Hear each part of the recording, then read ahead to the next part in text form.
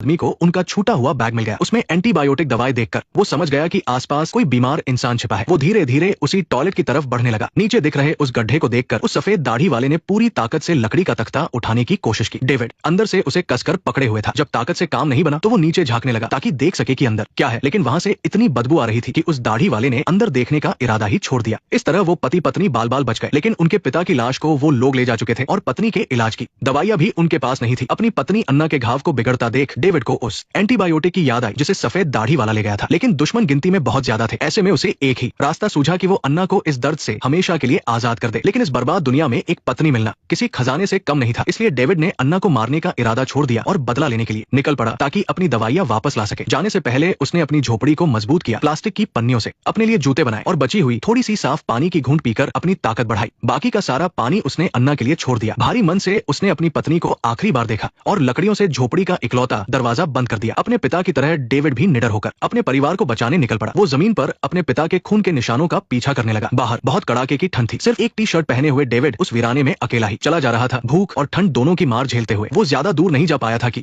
ठंड के मारे उसकी हालत खराब होने लगी और वो कांपते हुए नदी के किनारे एक कच्चे रास्ते पर गिर पड़ा। जब वो बेहोश होने ही वाला था तभी उसे दूर एक परछाई दिखी। वो तुरंत हिम्मत करके उठा और उसके पीछे पीछे चलने लगा। आगे चल रहे उस छोटे लड़के को भनक लग गई कि कोई उसका पीछा कर रहा है। वो घबराकर पूरी रफ्तार से दौड़ते हुए अपने घर की तरफ भागा। घर पहुंचकर उसने जल्दी से दरवाजा अंदर से बंद कर लिया और अपने दादाजी के बिस्तर पर दुबक गया। लेकिन ठंड से जमने की कगार पर पहुंच चुका डेविड अब किसी भी तहजीब को भूल चुका था। उसने जोर से लाते मारकर उस दरवाजे को तोड़ दिया। घर के अंदर घुसने के बाद डेविड ने बिस्तर पर डर से कांपते हुए उस बूढ़े आदमी और बच्चे को देखा। वो एक पल के लिए झिझका, लेकिन अगले ही पल उसने कुर्सी पर रखी पैंट उठाई और उसे पहन लिया। उसने कमरे में चारों तरफ देखा और पाया कि वहां कोई और कपड़े नहीं है। फिर वो बेरमी से उस बूढ़े आदमी की तरफ झपटा और उसकी जैकेट उतार ली। उसने जमीन से जूते भी उठाए और उन्हें पहनकर वहां से चल दिया। उसने ग्लानि से पीछे मुड़कर देखा। उसे अंदर से बहुत बुरा लग रहा था, लेकिन ये सोचकर कि घर पर उसकी पत्नी गंभीर रूप से घायल है और उसका इंतजार कर रही है, उसने अपनी आत्मा की आवाज को दबा दिया और आगे बढ़ गया। वो जंगल से गुजरते हुए खून के निशानों को ढूंढता रहा। तभी उसे एक बुझी हुई आग दिखी जिसमें सिर्फ एक सिर बचा हुआ था। वो समझ गया कि ये उसके पिता का सिर है जिन्हें उन आदमखोरों ने खा लिया था। ये देखकर उसे उल्टी आ गई। फिर उसने खुद को संभाला